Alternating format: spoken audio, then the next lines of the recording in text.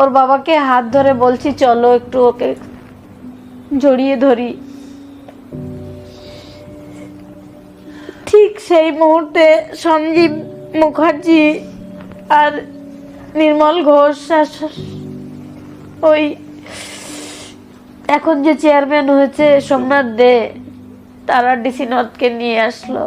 নিয়ে এসে ওর বাবাকে হাত ধরে টেনে ওই কোনাটায় নিয়ে গিয়ে একটা বান্ডিল ধরা ছিল, বলছিল এটা নিন আপনার লাগবে। ওর বাবা বলছে কি আছে এতে?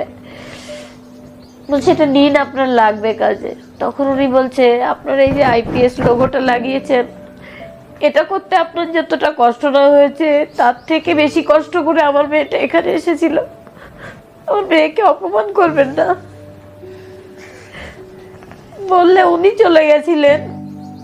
কিন্তু সঞ্জীব মুখার্জি আমাদের বাড়ির লোকের সঙ্গে ঝামেলা বাঁধিয়ে দিয়ে ডেড বডি নিয়ে চলে যাচ্ছে।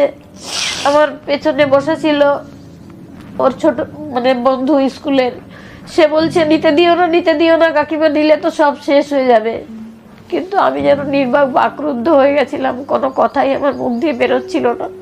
কি হচ্ছে আমাদের সঙ্গে কিচ্ছু বুঝতে পারছিলাম না।